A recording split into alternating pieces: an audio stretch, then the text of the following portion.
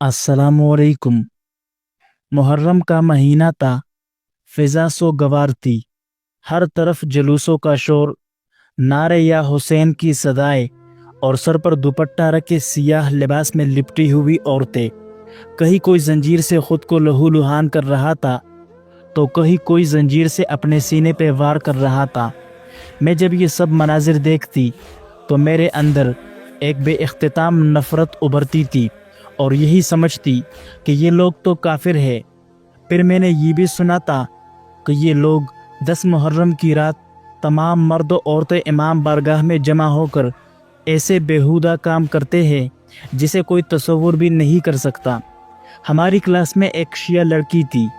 मैं अक्सर उससे शियों के मुतल्लिक बहस करती थी कि आप लोग ये बेहुदा काम क्यों करते हैं। उन्होंने कहा कि कब तक सुनी सुनाई बातों पर यकीन करती हो। इस बार मेरे साथ जाओ और देखो कि असल हकीकत क्या है। 10 मुहर्रम वाले दिन मेरी सहेली मुझे इमाम बारगाह में ले गई।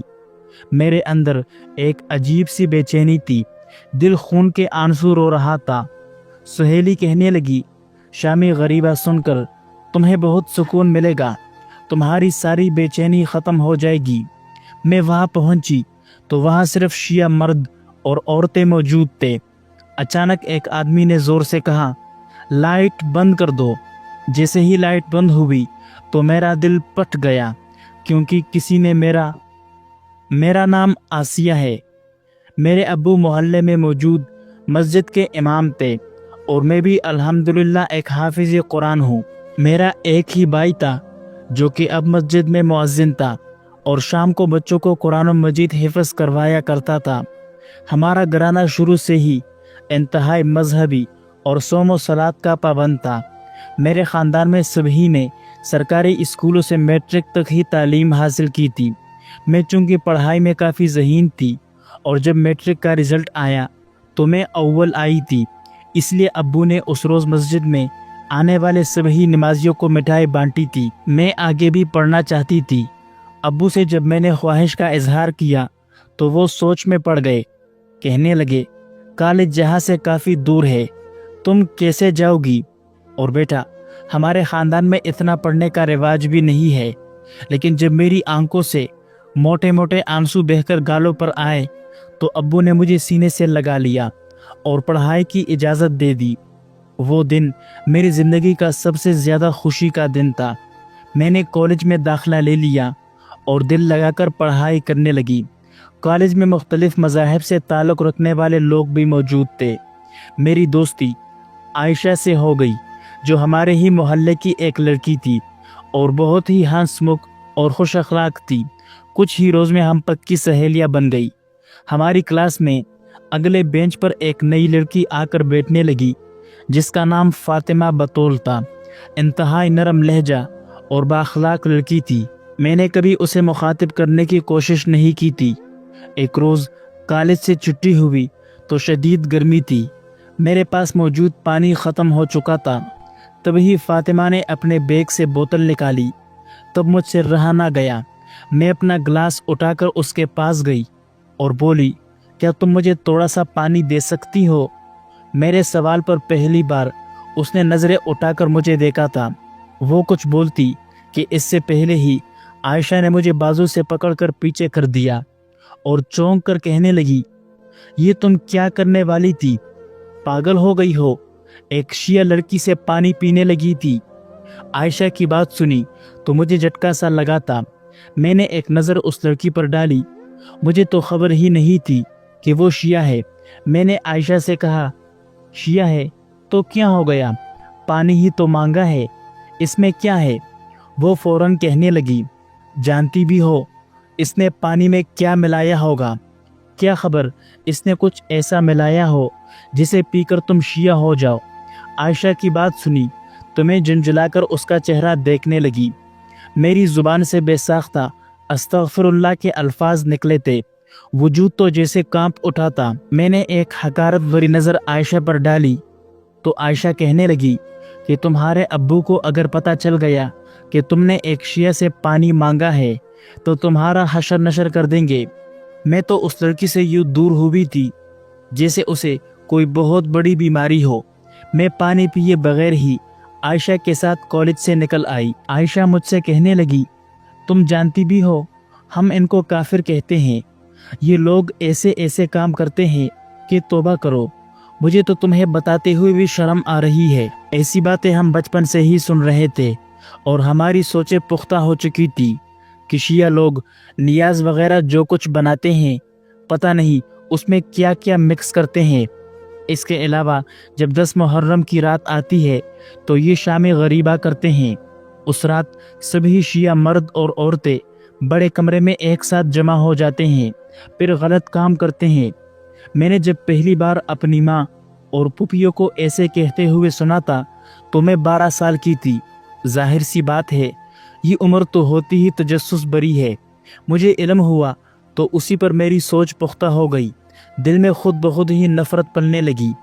ये लोग कैसे लोग थे जो खुद को मुसलमान कहते थे मगर फिर शामी गरीबा में सब मिलकर एक साथ गलत काम करते थे। क्या ये लोग मुसलमान नहीं थे, एक खुदा को मानने वाले नहीं थे? मैंने इस बारे में आयशा से भी जिक्र किया था कि क्या इन्होंने खुदा के अहकामात को नहीं माना?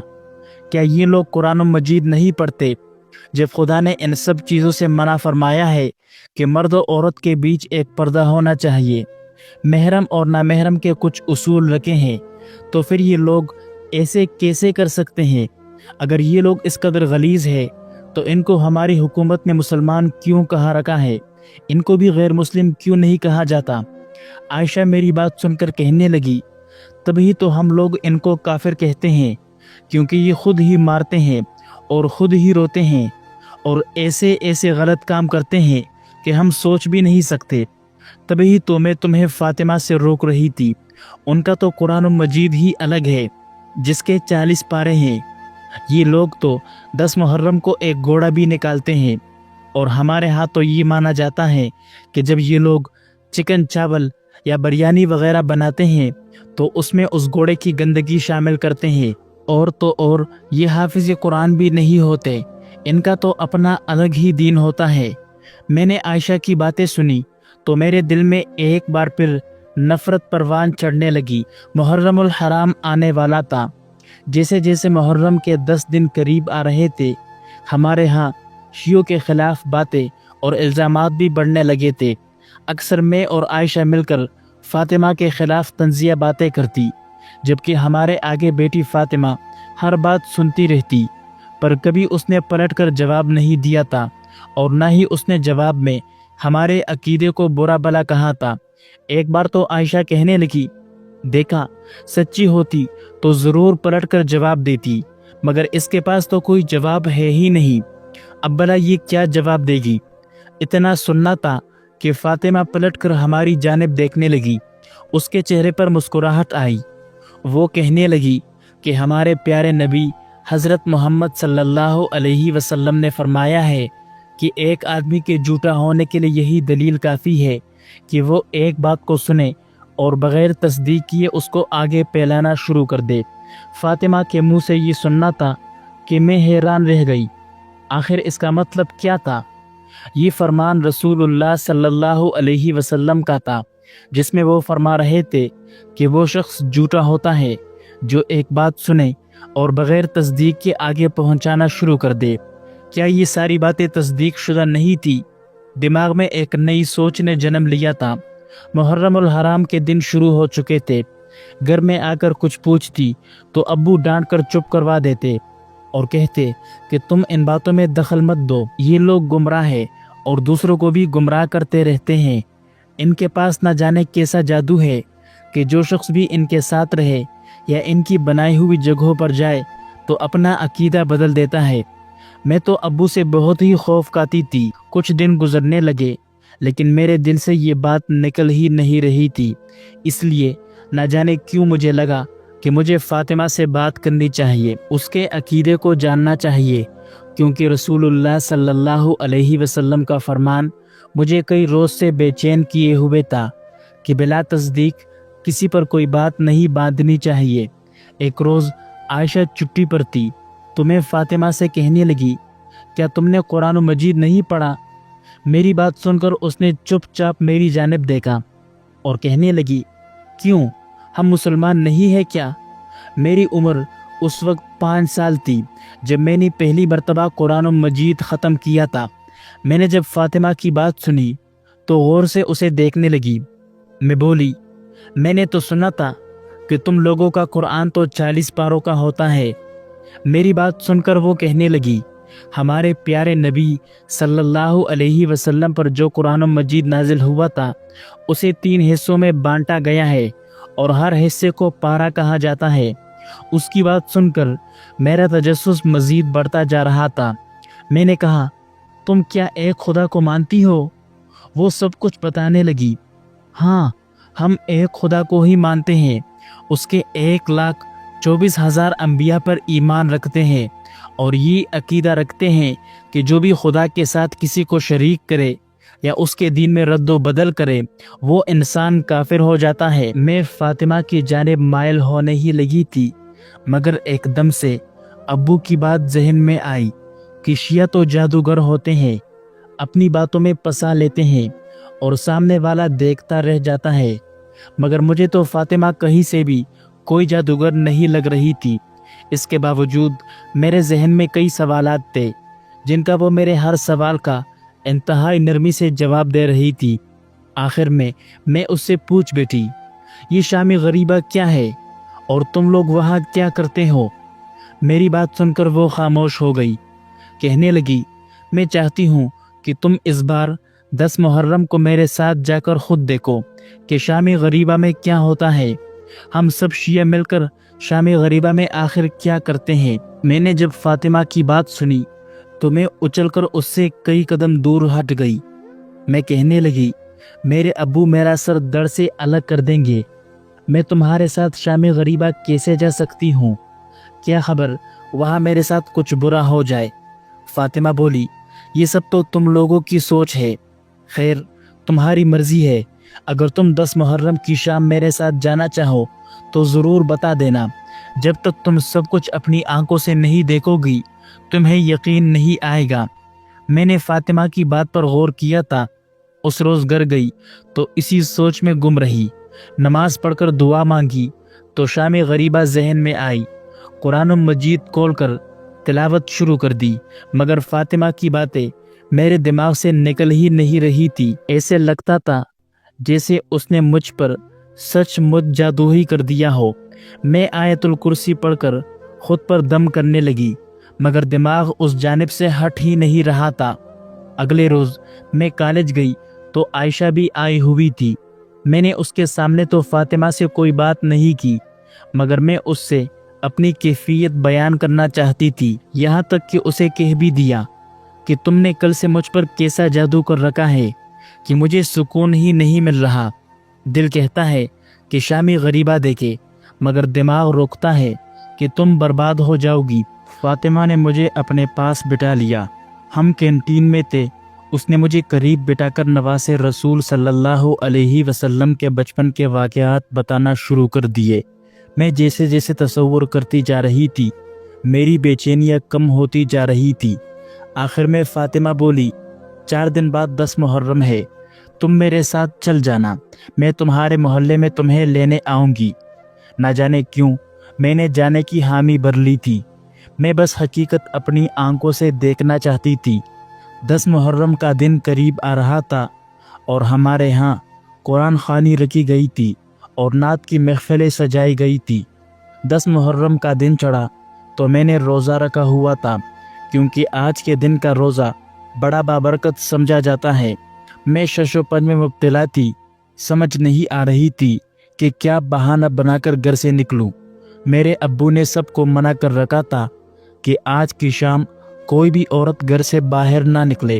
میں نے کچھ سوچا، اپنی زندگی میں پہلی دفعہ ابو سے جھوٹ بولنے کے لیے آئی۔ ابو سامنے بیٹھے تھے، میں کہنے لگی، ابو میری دوست عائشہ کے ہاں قرآن خوانی ہے، اس نے مجھے خاص طور پر آنے کی دعوت دی ہے، تو کیا میں اس کے ہاں چلی جاؤں؟ ابو نے یہ سنا تو کہنے لگے، ہاں وہ میری ایک عزیز کی بیٹی ہے، اس لیے تم چلی جاؤ، بھائی تمہیں چھوڑ کر آئے گا اور جب واپس آنا ہو تو مجھے فون کر دینا۔ میں نے ہاں میں سر ہلا دیا اور میرے پاس موبائل بھی موجود تھا۔ میں نے فاطمہ کو کال کر دی۔ مغرب سے کچھ دیر پہلے ہی بھائی مجھے عائشہ کے گھر کے پاس چھوڑ کر چلا گیا۔ وہاں فاطمہ آ چکی تھی۔ اس کا گھر ہمارے محلے سے 10 منٹ کی دوری پر تھا۔ اس نے سیاہ لباس پہن رکھا تھا اور سیاہ برقعے میں ملبوس تھی۔ مجھے کہنے لگی، یہ تم نے سفید چادر کیوں پہن رکھی ہے؟ کیا تم جانتی نہیں آج 10 محرم ہے اور تم شام غریبہ کے مجلس میں جا رہی ہو؟ یہ لو، میں تمہارے لیے کالی چادر لے کر آئی ہوں۔ میں نے اس کی بات مانی اور فوراً چادر سے خود کو لپیٹ لیا۔ آگے نہ جانے میرے ساتھ کیا ہونے والا تھا۔ دل میں عجیب سے وسوسے بھی تھے، جبکہ فاطمہ پرسکون تھی۔ اس نے میرا ہاتھ تھاما اور مجھے اپنے ساتھ لے جانے لگی۔ وہ ایک شیعوں کا محلہ تھا جو ہمارے محلے کے بعد آتا ہے۔ ہر طرف بڑے بڑے بینرز لگے ہوئے تھے۔ میرا وجود تر تر کانپ رہا تھا۔ دل چاہا کہ سب کچھ چھوڑ کر واپس بھاگ جاؤں، مگر میں ایسا نہ کر سکی۔ ذہن میں تصویریں بن رہی تھی۔ کہا جاتا تھا کہ یہاں پر غلط کام کیے جاتے ہیں، کہیں آج میری عزت۔ یہ سوچ کر ہی مجھے ڈر لگ رہا تھا، میرے ماں باپ تو مجھے جان سے ہی مار دیں گے۔ میری آنکھوں میں خوف سے آنسو آ رہے تھے، مگر واپس جانے کا کوئی راستہ بھی نہیں بچا تھا۔ میں نے اپنی عزت خدا کے سپرد کی اور آگے بڑھنے لگی۔ وہاں کئی عورتیں اور مرد جا رہے تھے، سبھی سیاہ لباس میں ملبوس تھے۔ فاطمہ مجھے اندر لے گئی جہاں ایک طرف عورتیں بیٹھی ہوئی تھی۔ ہم بھی وہیں بیٹھ گئے۔ تھوڑی دیر بعد اس کی امی اور بہنیں بھی آ گئی۔ فاطمہ نے میرا تعارف ان سے کروایا تو انہوں نے بڑی خوش دلی سے میرا استقبال کیا، مگر میرا دماغ گھٹنے لگا تھا۔ میں وہاں سے بھاگ جانا چاہتی تھی۔ مغرب کے بعد فوراً لاؤڈ اسپیکر پر ایک شخص کی آواز گونجنے لگی جو کہنے لگا تھا کہ تمام روشنیاں بجھا دی جائے۔ میرا دل حلق کو آ گیا تھا، گویا مجھے اپنی موت دکھائی دینے لگی تھی۔ میں نے فاطمہ سے کہا، اب کیا ہونے والا ہے؟ ذہن میں تصور آیا کہ اب مرد بھوکے بیڑیوں کی مانند عورتوں کی طرف بڑھیں گے، مگر جیسے ہی اندھیرا ہوا تو ایک مرد لاؤڈ اسپیکر پر واقعہ کربلا سنانے لگا۔ آج کی یہ رات شام غریبہ ہے۔ یہ وہ رات ہے کہ جب رسول خدا صلی اللہ علیہ وسلم کا نواسا، جگر گوش رسول، جنت کا سردار امام حسین ابن علی بے گور و گفن تن تنہا کربلا کی جلتی ہوئی ریت پر شہید کر دیے گئے تھے۔ فضا خاموش تھی، کمرہ اندھیرے میں ڈوبا ہوا، ہر دل دھڑک رہا تھا۔ آواز جاری تھی، وہ حسین جس کے لیے نبی نے فرمایا تھا، حسین منی و انا من الحسین، وہ حسین جس نے دین محمدی کی بقا کے لیے اپنا سب کچھ قربان کر دیا۔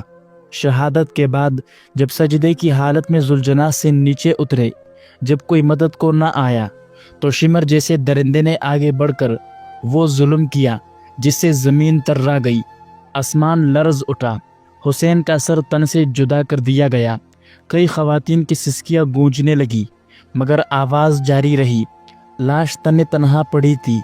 میدان کربلا میں ایک بدن 33 زخم تیر کے، 34 زخم نیزے کے اور جس پر 100 سے زیادہ زخم تلوار کے لگ چکے تھے۔ لباس تار تار، جسم سے خون کا دریا بہہ چکا تھا، مگر ظلم یہی نہیں رکا۔ شمر نے لشکر کو حکم دیا کہ اس کے جسم پر گھوڑے دوڑاؤ، اور یزیدی سپاہیوں نے ایسا ہی کیا۔ پہاڑ جیسے دل والے اس وقت بھی نہ کانپے جب جنت کے سردار کے جسم اطہر کو گھوڑوں کی ٹاپوں تلے رون دیا گیا۔ چھاتی پس گئی، پسلیاں چور ہو گئی، چہرے کی شکل مسخ ہو گئی جب رسول اللہ صلی اللہ علیہ وسلم کے نواسے کو شہید کر دیا گیا تو ایک بھی مرد باقی نہیں بچا سوائے امام حسین کے بڑے بیٹے جو اس وقت بیمار تھے۔ امام زین العابدین کے علاوہ سب شہید کر دیے گئے۔ یہ وہی حسین تھے جن کے لیے آسمان نے سورج کو روک دیا تھا، اور آج زمین خود کو لعنتی محسوس کر رہی تھی کہ اس پر اتنا ظلم کیوں ہوا۔ خیمے میں موجود مستورات رونے لگی تھی جب یزیدی فوج خیموں کی جانب آئی اور خیموں کو آگ لگا دی گئی۔ ان کے پاس نہ بھائی تھا، نہ بیٹی، نہ بانجی اور نہ ہی بھتیجے، سب صحرا میں پامال کیے جا چکے تھے۔ خیموں کو آگ لگی تو سب یا حسین کی پکار بلند کرتے ہوئے باہر کی جانب دوڑے تھے۔ ایک خیمے میں امام حسین علیہ السلام کے بڑے بیٹے موجود تھے۔ سیدہ زینب نے جب اپنے بھتیجے کا خیمہ جلتا ہوا دیکھا تو بیمار بھتیجے کو کندھوں پر اٹھا کر باہر آئی تاکہ بھائی کی آخری نشانی کو بچا سکے۔ کئی مستورات اور بچے اس باغ دوڑ اور آگ میں جل گئے تھے۔ 4 سالہ بیٹی بی بی سکینہ جن کے برقعے میں آگ لگ چکی تھی، وہ اپنے بابا کا نام لے کر روتی ہوئی مدد کو پکار رہی تھی۔ خیموں کا سیاہ دھواں اور اندھیرا پھیل چکا تھا۔ معصوم بچی بابا کے پامال وجود کے پاس جا کر روتی رہی، زخمی کان دکھا کر، جلا ہوا کرتا دکھا کر کہتی رہی، بابا میں یتیم ہو گئی ہوں۔ شمر نے بالیاں چین لی، خیمے جلا دیے۔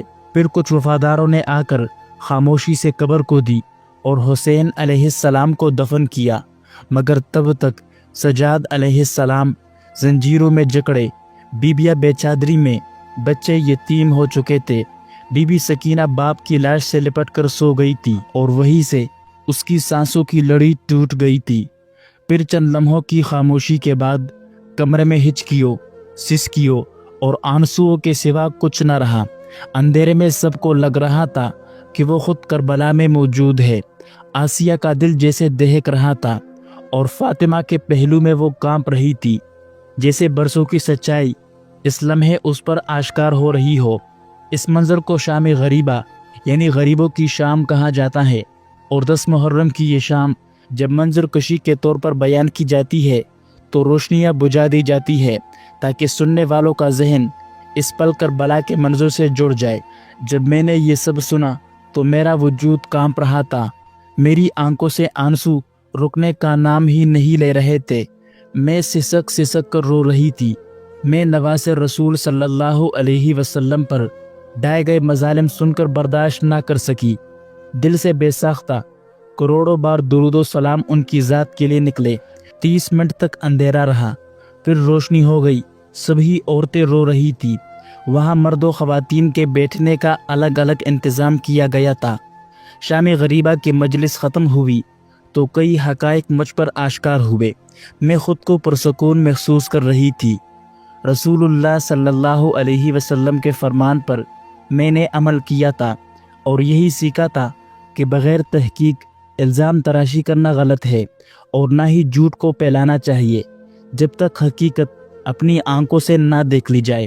واپسی پر میں نے راستے میں فاطمہ سے کہا، فاطمہ کیا یہ سب کچھ ہر سال ہوتا ہے؟ فاطمہ نے دھیمے لہجے میں جواب دیا، ہاں ہر سال 14 صدیاں گزر گئی، لیکن ہر سال ہم وہی دکھ پھر سے جیتے ہیں تاکہ دنیا بھول نہ جائے کہ ظلم کے خلاف کڑا ہونا کیسا ہوتا ہے۔ مجھے لگتا تھا کہ تم لوگ پتہ نہیں کیا کرتے ہو، اور آج میں نے جو دیکھا وہ میرے ایمان کو جھنجھوڑ گیا۔ فاطمہ کی آنکھوں میں ایک خاموش چمک آئی۔ تمہارے دل میں سچائی کو قبول کرنے کی جگہ تھی آسیہ، ورنہ اندھوں کے سامنے چراغ بھی بے نور ہوتا ہے۔